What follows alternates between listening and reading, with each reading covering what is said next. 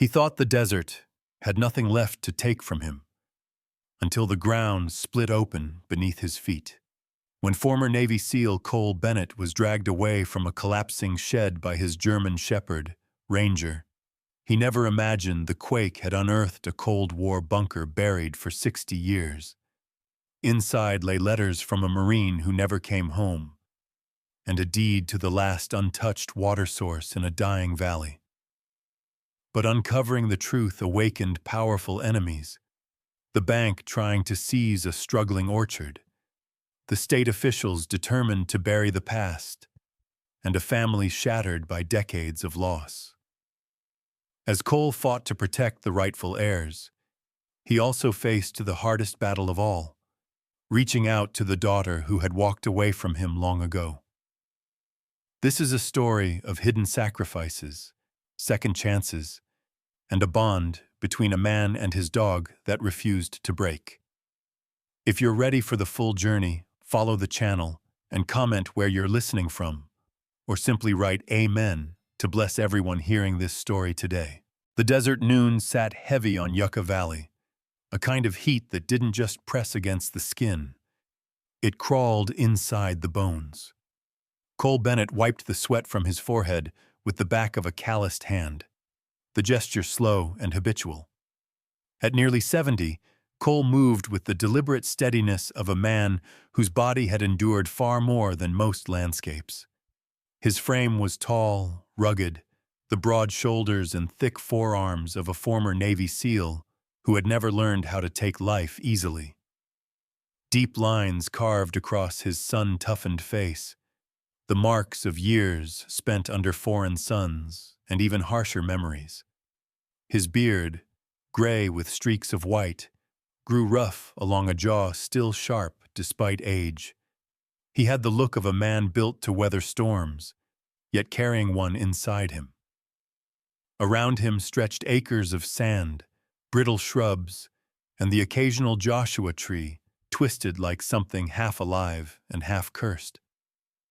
His little house, an old single-story structure with peeling paint, stood behind him, the one constant in a life marked by deployments, goodbyes, and eventually a silence he had brought upon himself.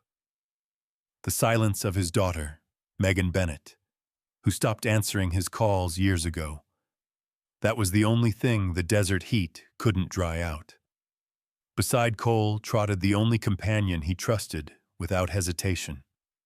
Ranger, a 6-year-old German shepherd with a powerful frame, silver sable coat, and sharp amber eyes. Ranger had the muscled chest and alert posture of a working dog, every movement precise, purposeful.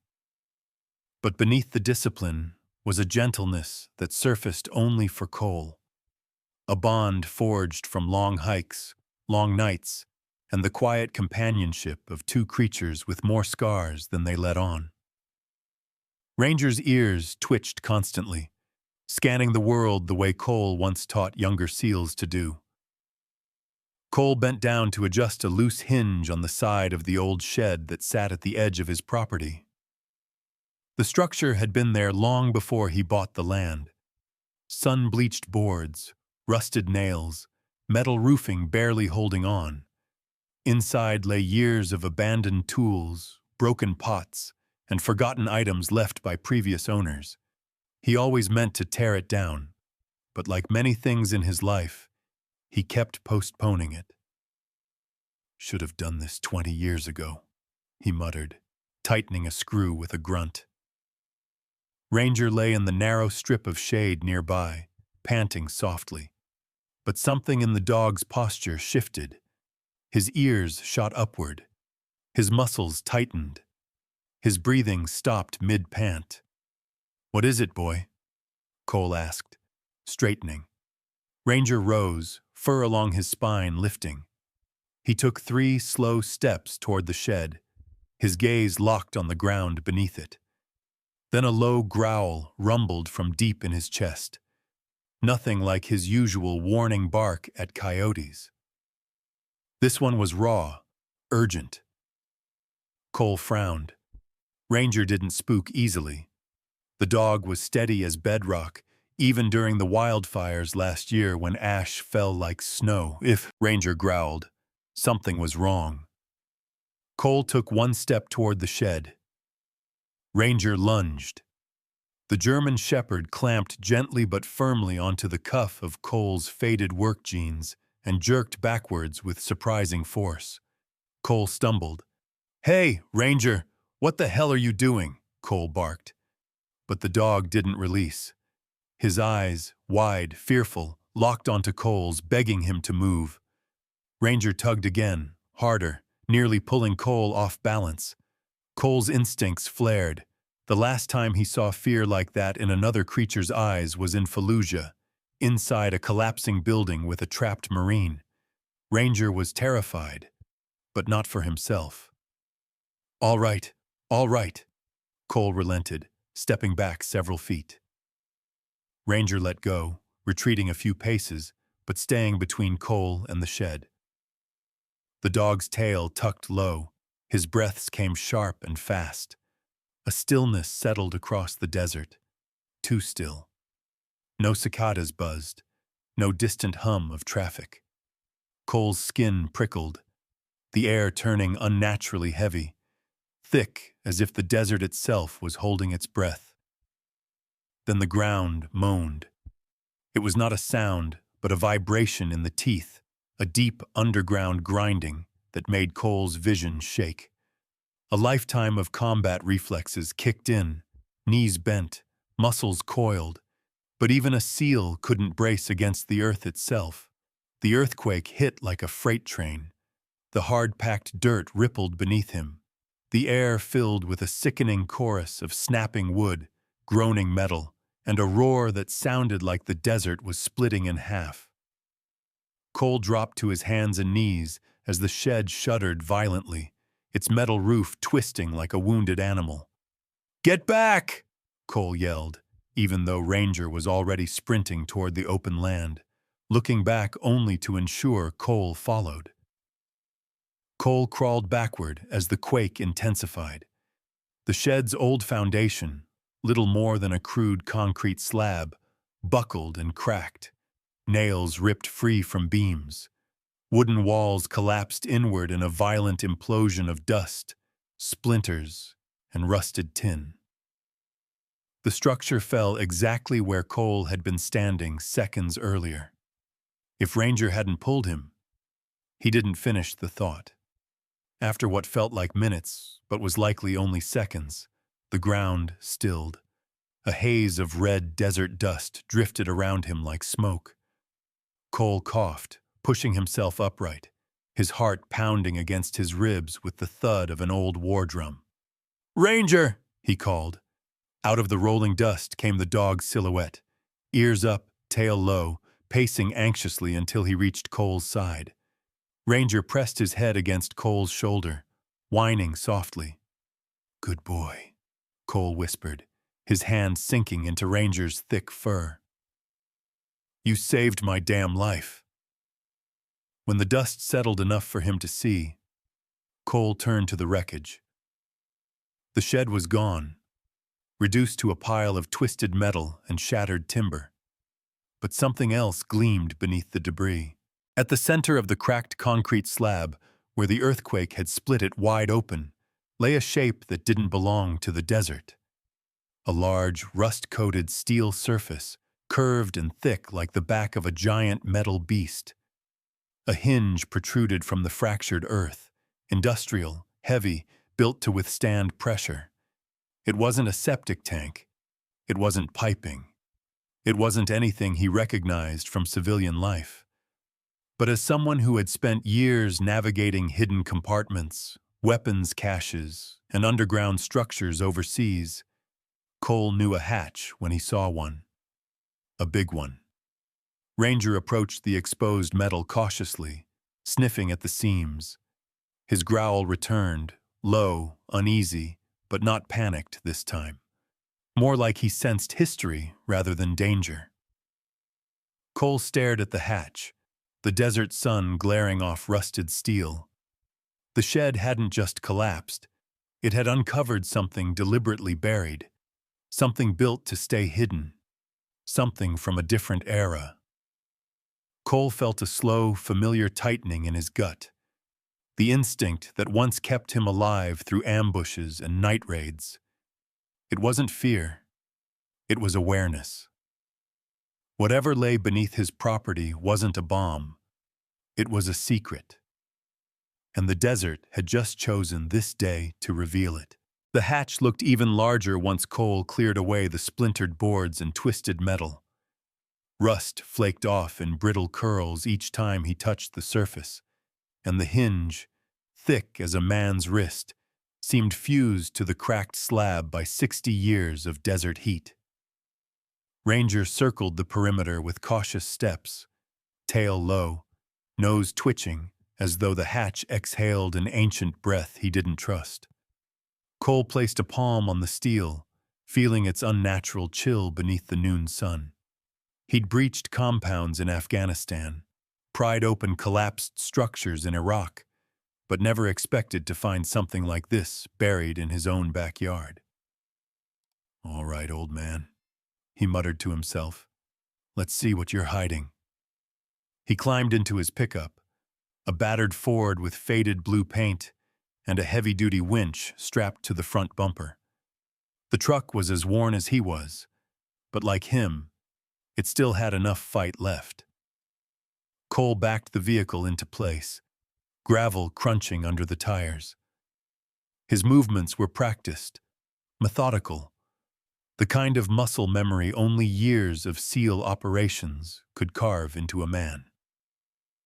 Ranger watched from a distance, amber eyes locked on his partner, as though tracking every choice, ready for anything.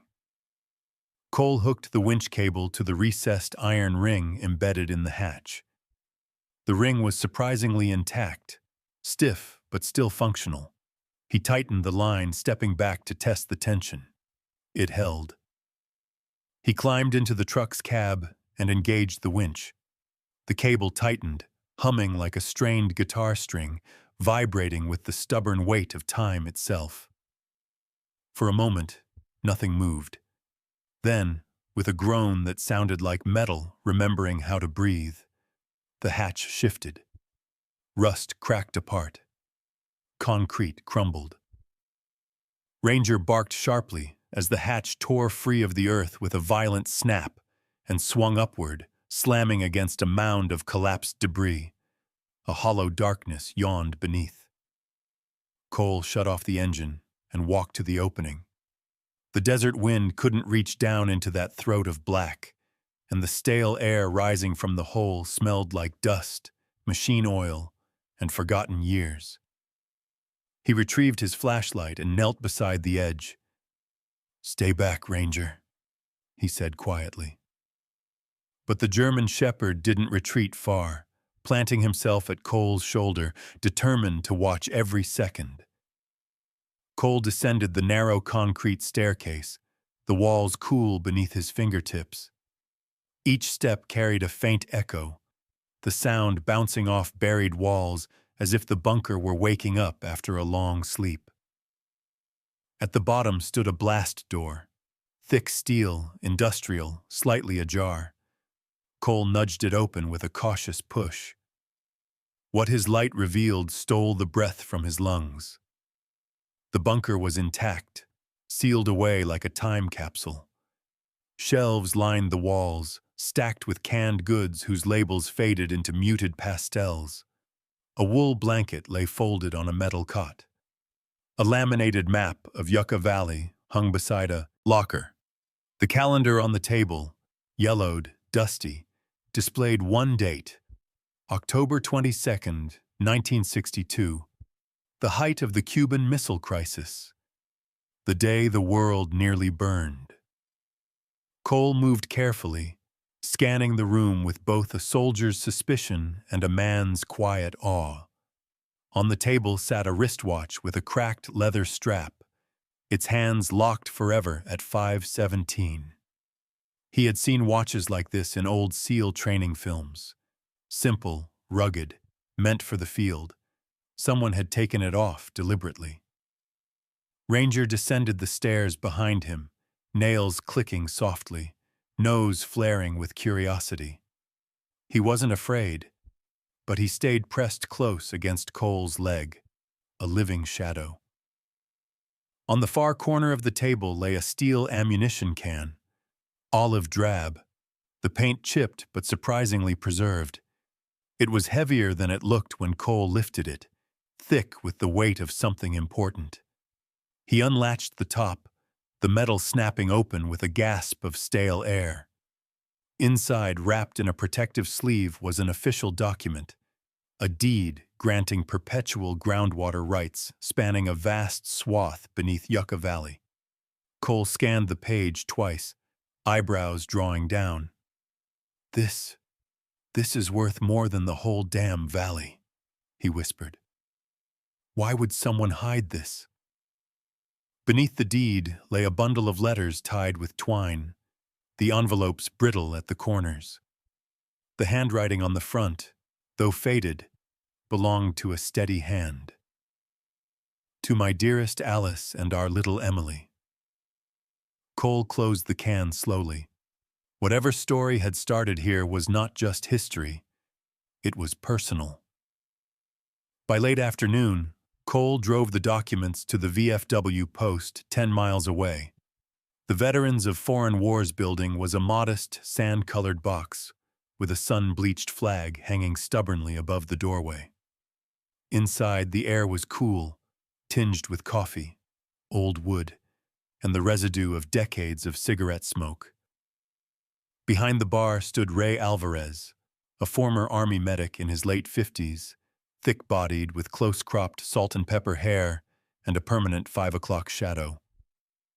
His brown eyes held equal measures of weariness and humor, the kind of man who had patched up broken soldiers overseas and now patched up broken conversations over cheap whiskey. "Well, damn, Cole Bennett," Ray said, resting a forearm scarred from an IED blast. "Haven't seen you in a month. You bring trouble or stories?"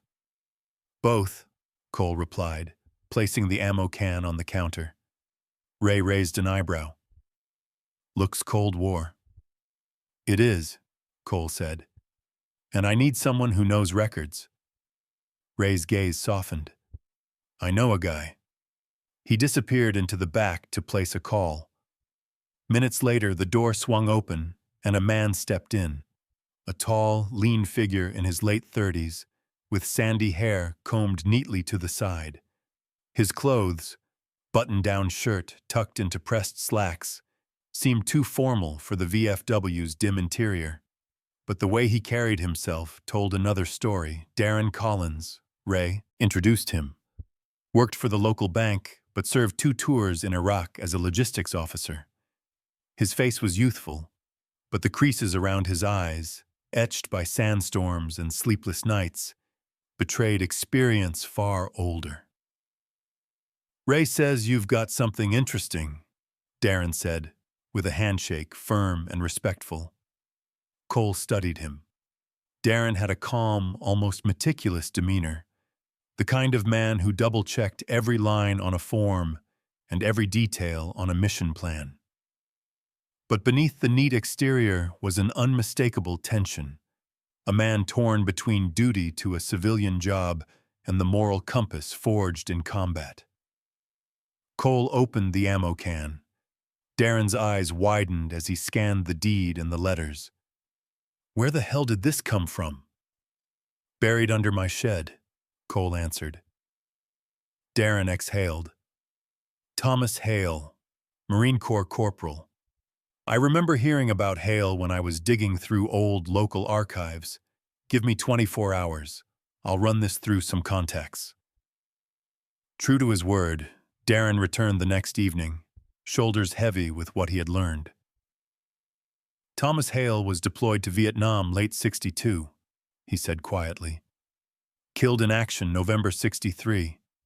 His wife, Alice, died 5 years later. Their daughter, Emily Hale, is still alive." Cole felt a tightening in his chest. Darren continued. "Name's Emily Carter now. Lives in Ojai Valley on a small citrus farm. And Cole, Her property is in foreclosure. His voice dipped lower. My bank is the one foreclosing. For a moment, the room stilled. The bunker, the water rights, the letters written to save a family. And now, a daughter on the brink of losing everything. Cole looked down at the deed, fingers curling around the paper. Ranger pressed against his leg, sensing the shift. Ray crossed his arms, watching Darren with a hard stare. What are you going to do about it? Darren swallowed. I don't know yet. But Cole did. We're going to Ojai, he said. The words came out steady as steel, and as he spoke them, the ground beneath the story shifted, just like the desert floor, opening a path toward a secret that was no longer buried, but unfinished. The chapter ends here, right at the moment when everything is about to change. The drive from Yucca Valley to Ojai felt like moving between two different Americas. The desert fell away behind them, replaced by winding roads that cut through foothills dotted with oak trees struggling against years of drought. Cole Bennett kept both hands on the wheel, his posture rigid, jaw tight beneath the coarse gray beard that framed his weathered face. Ranger sat upright in the passenger seat, the German shepherd's muscular body braced with the alertness of a working dog who sensed the weight of his handler's silence. Ranger's coat shimmered gold and silver in the afternoon sun, drifting through the cracked window, and his amber eyes darted toward each passing sound, each shift in terrain. As Route 66 gave way to the narrow rural roads of Ojai Valley, the landscape unfolded into what once must have been a thriving sea of green. Now the orchards looked like aging skeletons, rows of citrus trees with curled leaves and brittle branches, their fruit shriveled or absent.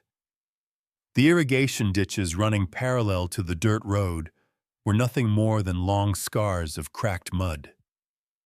Cole slowed the truck as he approached a fading wooden sign. Carter Family Orchard, the paint chipped and peeling, a ghost of the farm's former pride. Cole parked near the gate, dust billowing behind him. He stepped out, stretching sore knees that had known too many jumps from helicopters, too many years of punishment. Ranger hopped down beside him, sniffing the dry air, tail stiff with curiosity. The farmhouse at the center of the orchard was small, worn, and coated in a thin layer of dust. The wooden porch sagged at the edges. A single pink foreclosure notice flapped on the door, its paper crisp from sun exposure. Before Cole could knock, the door swung open and a woman stepped out. Emily Carter was in her early 60s, though life had carved deeper years into her posture. She was tall and lean, with a once strong frame now thinned by worry. Her hair, silver streaked with remnants of dark brown, was pulled back into a loose bun at the nape of her neck.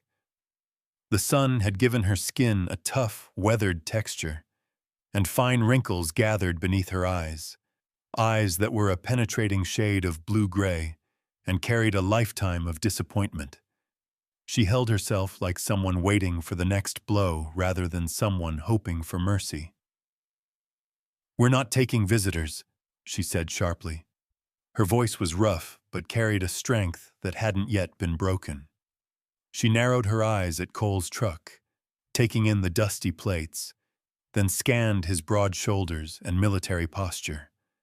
Suspicion hardened her tone. "Let me guess. You're here from the bank. You can turn right around and leave." Cole opened his mouth to speak, but Ranger moved first. The German shepherd trotted past Emily, ignoring her protests, and walked onto the porch where a man sat silently in a wheelchair.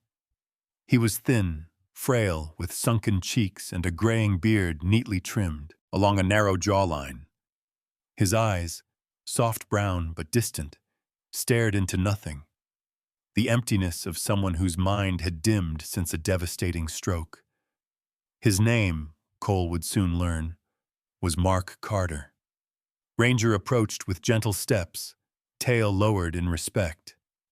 When he reached Mark, the dog rested his head in the man's lap with a motion so tender that it startled both Cole and Emily. For a moment, nothing happened. Then Mark's fingers twitched. His hand, once limp and still, lifted slightly and brushed Ranger's fur. A faint smile, crooked, barely formed, touched the corners of his mouth. Emily froze. Years of grief and exhaustion cracked for an instant, replaced by something more fragile. Hope.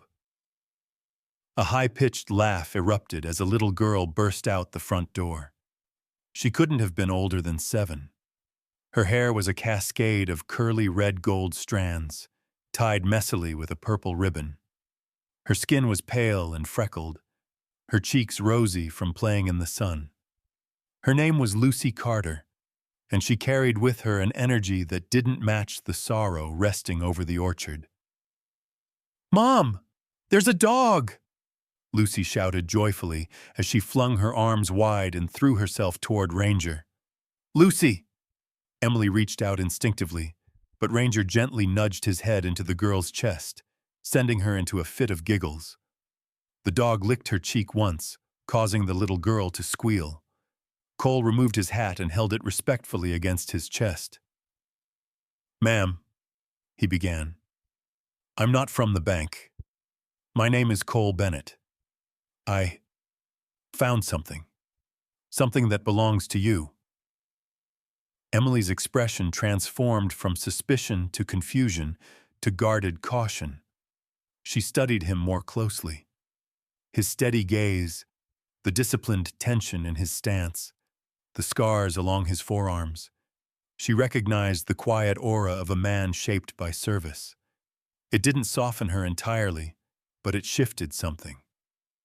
Inside the kitchen, a warm but dim space with worn linoleum floors and mismatched chairs, Cole placed the steel ammunition box on the table. Emily stood stiffly, arms crossed over her chest, while Lucy peeked out from behind her legs. Cole opened the box and gently set the deed and the bundle of letters on the table, along with the old wristwatch, whose frozen hands still read 517. "This was buried under my property," he said. "Your father, Corporal Thomas Hale, wrote these." The name hit Emily like a strike to the ribs. Her breath hitched. Her posture weakened, though she didn't sit. "My father left us," she said quietly, voice brittle. "He never came back." Cole shook his head. "He didn't abandon you. He prepared everything to keep your family safe. He built that bunker, bought water rights that would still be valid today, and he meant for all of this to reach you." Emily hesitated, then picked up the top letter. The paper trembled in her hands. She opened it with reverence, as though afraid the ink might fade if she breathed too hard. When she read the line, "Tell Emily her daddy loves her more than the whole sky," her face crumpled. The steel armor she had carried for decades shattered, and tears slid down her cheeks. Mark's wheelchair squeaked softly as he shifted, watching her with faint recognition. Before Cole could say anything more, a truck door slammed outside. Emily stiffened again. Darren Collins stepped onto the porch, holding a clipboard and wearing a clean button-down shirt tucked into charcoal pants. He looked every bit the professional banking agent sent to deliver foreclosure paperwork. But up close, the details softened him. Light stubble along his jaw, sandy blonde hair neatly parted but wind-tousled from the drive. Blue eyes that seemed too empathetic for the job he'd been assigned. His stance was tense, as though every step toward the door chipped at a moral boundary inside him. He paused when he saw Cole. Then he saw Emily's tear-streaked face. And finally, he noticed the letters and the deed on the table. Darren's shoulders dropped. His clipboard lowered to his side. Something inside him wavered. Cole met his eyes. "You came to deliver that notice?" Darren swallowed hard. "I was supposed to." His gaze drifted toward the old watch ticking faintly now that Cole had wound it. "I didn't know the whole story." Emily wiped her eyes but didn't step away. "Are you here to take my home?" Darren shook his head. "Not today," he said, voice low. "Maybe not ever. This changes things." He stepped inside, closing the screen door behind him. "Emily," he said gently, "I think we should talk. And I think your father intended for this to save your family. Let me help you make sure it does." Before Emily could respond, Ranger barked sharply, once, urgent. Everyone turned. Through the kitchen window, at the far edge of the orchard, a black SUV was slowly making its way up the dirt road. Dust curled behind it in a thick cloud. Darren's face paled. "That's the regional director," he whispered. "If he finds out what you have before we file anything, he'll shut this down." Cole stepped forward, jaw tightening, Ranger at his side with fur rising along his spine. The SUV rolled to a stop. The engine cut off. The door began to open, and everything poised on the edge of unraveling. The regional director's black SUV sat like a threat at the edge of the orchard, idling in a slow rumble that vibrated across the dry soil.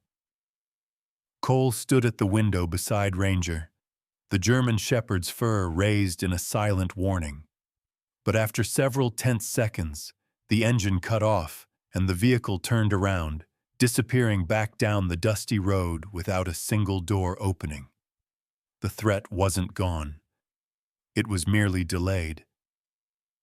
Darren let out a shaky breath, his shoulders sinking in relief and dread all at once. "They'll be back," he muttered, "which means we need to move fast." Over the next 3 days, the orchard became a battlefield of paperwork, negotiations, and clashing loyalties. The farmhouse kitchen, once a quiet, weather-beaten space, transformed into a war room. The table was covered with documents, maps of old aquifers, legal codes, historical land deeds, and half-empty mugs of coffee. Phones vibrated constantly, pens scratched across forms, and Ranger lay at Cole's feet like a sentry, his ears rising at every unfamiliar voice. Darren Collins worked with a fervor that surprised even him. Without his neatly pressed shirt and corporate posture, he seemed younger, more agile. The clean lines of his face set into a hardened focus, revealing a man shaped by 2 worlds, banking ledgers and battlefield memories. The sandy blonde hair that he kept meticulously combed began to fall loose from running his hands through it in frustration. His jaw tightened whenever the bank's regional office called demanding explanations. Darren wasn't defiant by nature. He was someone who followed rules until those rules hurt the wrong people. Iraq had taught him that. And now, Emily's orchard was teaching him again. To strengthen their case, Darren brought in Linda Moreno, a water rights attorney in her early 50s with a sharp intelligence that radiated from her dark, steady eyes. She had the bearing of a woman who'd spent her life squaring off against corporations 10 times her size. Short black hair streaked with silver framed her angular face, and she wore practical suits that traded elegance for efficiency. Her voice was measured, calm, and she had a habit of tapping a fountain pen against the table when thinking. She studied the deed and letters with intense concentration. "This isn't just valid," she said finally. "It's ironclad. If we prove continuity of ownership, Emily's family legally controls a water source that companies have been trying to monopolize for decades. Emily, standing near the stove with her hands wrapped around a chipped mug, let the words settle into her bones. She had spent years holding her world together with exhaustion and sheer will. Her tall, narrow frame carried too many burdens, her blue-gray eyes often dimmed by sorrow. But now something flickered behind them, something old but not dead. Hope. While legal storms brewed at the kitchen table, quieter moments unfolded around the orchard. In the living room, Mark Carter, still thin and frail in his wheelchair, watched baseball on the muted television. His once strong hands, now weakened by a stroke, rested on the chair arms, occasionally twitching when a familiar team logo appeared. Cole sat beside him, silent but present, nursing a cup of black coffee. Though Mark rarely spoke, there was a subtle camaraderie between the two veterans, a shared understanding formed not from words, but from the quiet between them. Lucy, with her cascade of messy red-gold curls, often sprawled across the floor drawing pictures of Ranger. The little girl's freckled cheeks scrunched with concentration as she captured every detail: the pointed ears, the proud stance, the wise amber eyes. Ranger accepted the attention with the dignified patience of a guardian who finally understood his purpose here. And Emily, in rare moments of solitude, reread her father's letters. Every word softened the rigid armor she had worn for decades. Her father hadn't abandoned her. He had fought for her future the only way he knew how. In the kitchen doorway, Cole sometimes watched her, a quiet ache forming in his chest. Her healing reminded him of the wound he still carried, his estrangement from Megan. The legal fight intensified. Calls came in from water authorities, city officials, and increasingly hostile bank executives. Darren fielded each one with a calm voice that belied his racing heartbeat. Linda arranged a meeting with a state reviewer specializing in historic water claims. The regional director attempted to push back, but the law was no longer entirely in his favor. One evening, after the house had fallen into a rare stretch of quiet, Cole stepped outside into the cool twilight. Ranger followed, sitting at his heel as they both looked over the valley. The orchard was still suffering, its leaves curled with thirst. But with the water rights, there was a future again, one where life could return. But Cole's thoughts weren't on the orchard. They were on his daughter. Megan Bennett haunted him more than any battlefield ghost. He remembered her as a young girl with auburn hair, bright eyes, and a fierce spirit, always waiting at the door when he came home between deployments. But as the years passed and he missed birthdays, school plays, scraped knees, and whispered fears, something inside her hardened. The last argument had been a blow that Cole carried ever since. She had said he was a father in name only, and then she stopped answering his calls. He couldn't rebuild Emily's bond with her father and ignore the broken pieces of his own. The next morning, after reviewing documents with Linda and Darren, Cole quietly slipped out. He took the long coastal drive along Highway 1, letting the roar of the Pacific steady his breathing.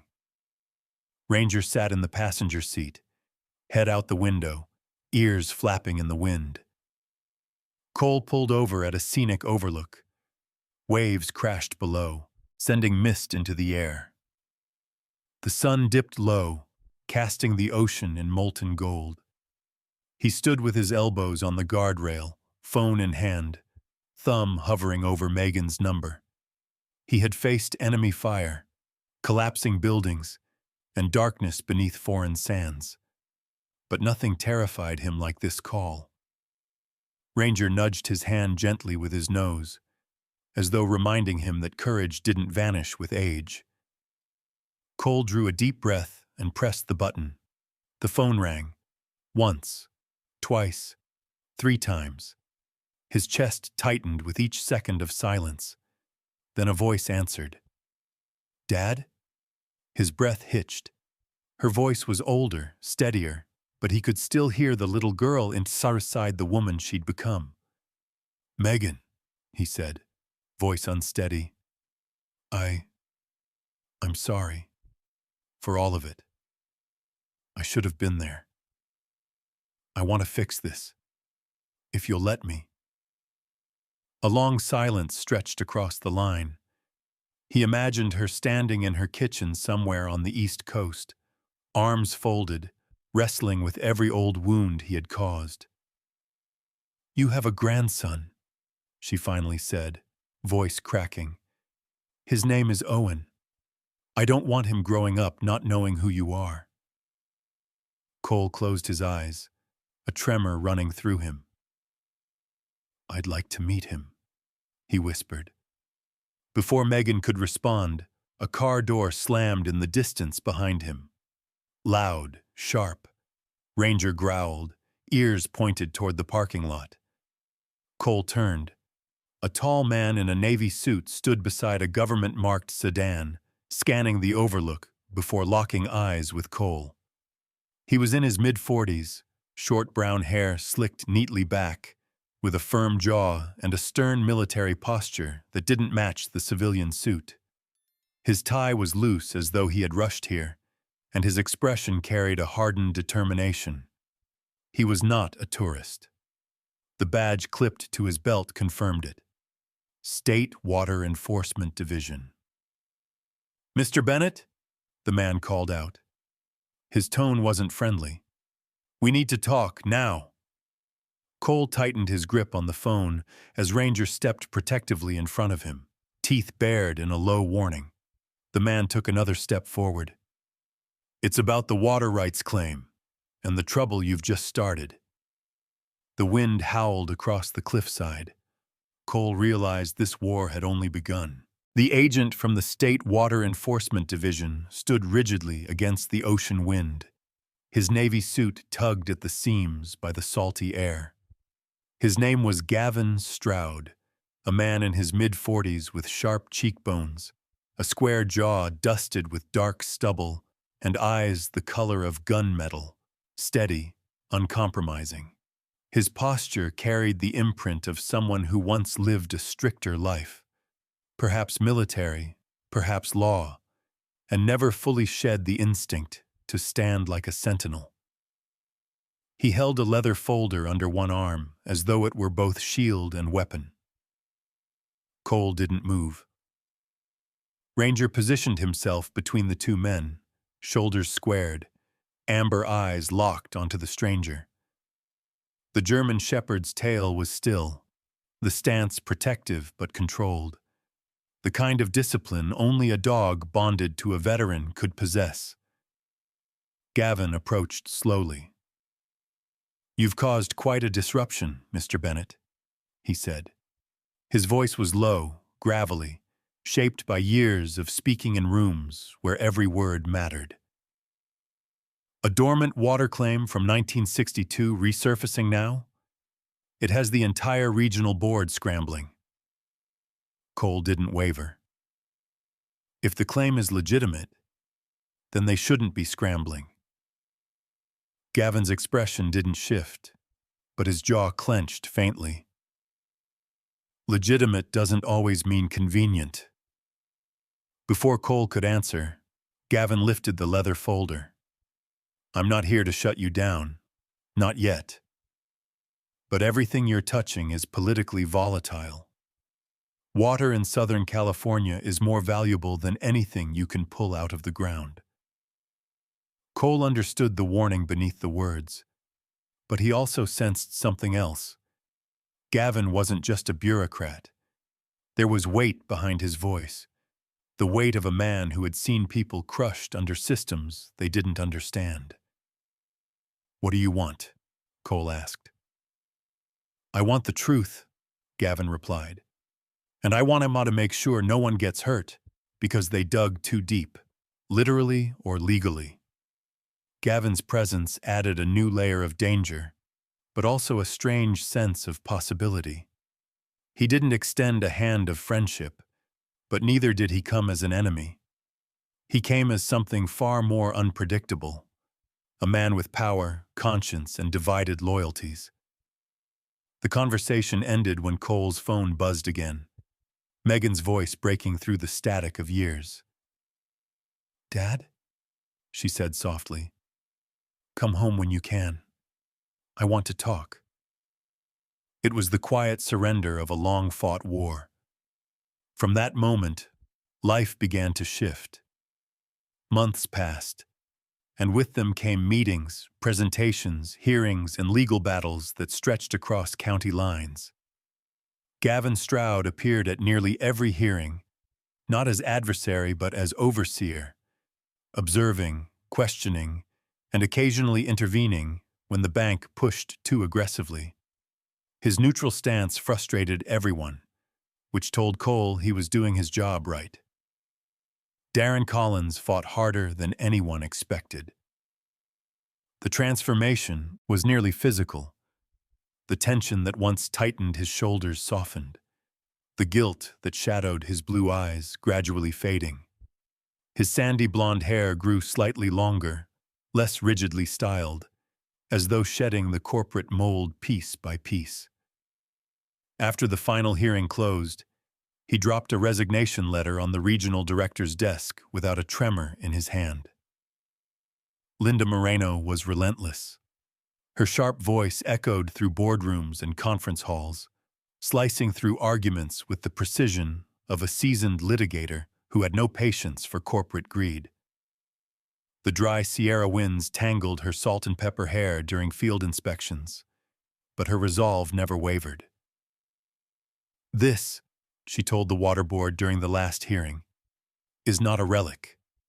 It's a promise a Marine made to his family, and the law is clear. It belongs to them." Emily Carter sat at every proceeding, her tall frame straight despite the exhaustion lining her features. Her silver-streaked hair was pulled back neatly, and though her blue-gray eyes often warmed when she looked at Cole, they were steel during legal proceedings. She had spent a lifetime assuming fate would always take from her. Now she was prepared to defend what little she had left. Mark Carter attended when he could. His frail body improved slowly, small twitches becoming purposeful movements, quiet days becoming more alert ones. He carried a notebook with him, scrawling shaky letters and shapes, attempting to rebuild lost connections. Sometimes, when he looked at Ranger, his smile was clear and strong. Lucy was the orchard's heartbeat. Her drawings of Ranger, Cole, and her grandparents covered the refrigerator, the walls, and Linda's briefcase. Her laughter threaded through every hard moment, like light leaking through clouds. And at the center of everything, Ranger remained steadfast, watching strangers, greeting lawyers, lying under tables during hearings, always guarding the perimeter of the Carter family's fragile new hope. Then, one warm evening, the fight ended. A legally binding agreement was signed recognizing Thomas Hale's perpetual groundwater rights. A sustainable management plan was enacted. Emily retained her orchard, and by selling a controlled portion of the water rights under strict conservation oversight, she gained a stable income stream, one capable of reviving the farm and securing her family's future. Darren joined a community financial fund supporting veterans and small farmers, devoting himself to undoing the mistakes his banking career had left behind. For the first time in years, he laughed freely, full-bodied, unguarded. Gavin Stroud attended the signing, not smiling but nodding once, approval from a man who rarely granted it. "You fought well, Bennett," he said quietly, adjusting the collar of his Navy suit. "Most people don't win battles like this." "Most people don't have Ranger," Cole replied, scratching the dog's ears. Gavin's lips twitched in the faintest suggestion of humor before he disappeared into the sunset glow. Weeks later, Cole returned to Yucca Valley. The desert house waited for him exactly as he left it. Dry winds brushing over the land, sun glaring off the sand, the lonely Joshua trees holding their crooked poses. The cracked foundation where the shed once stood had been cleared. The hatch was reinforced and sealed permanently. The fissure in the ground remained, a thin scar across the earth, a reminder that truth sometimes lived below the surface waiting to be unearthed. Megan arrived the following day. She stepped out of her car looking older than the memory he carried. Her auburn hair pulled into a messy bun, her green eyes weary yet searching, her posture rigid from years of unresolved anger. But when she saw her father standing in the doorway, a man older, softened, humbled, she exhaled a breath she'd been holding for years. Beside her was Owen, a boy of 8 with sandy hair, tanned skin, and cautious curiosity written across his small features. He clutched a baseball glove under one arm. His brown eyes darted between Cole and Ranger with a mixture of nervousness and fascination. Ranger approached first. The German shepherd lowered his head, tail wagging slowly, offering a gesture of peace and invitation. Owen hesitated, then touched the dog's fur. Ranger nudged a baseball toward him with his nose. That was all it took. Cole's throat tightened. Later, on the porch swing, Megan stared at the horizon while Cole brewed coffee inside. The desert dawn spilled gold across the valley. Owen and Ranger played fetch below in the sand, the boys' laughter ringing against the still morning air. Cole handed Megan a warm mug. She accepted it and whispered, "I'm ready to try again, Dad." His chest ached, not with sorrow, but with the long-delayed relief of a wound beginning to close.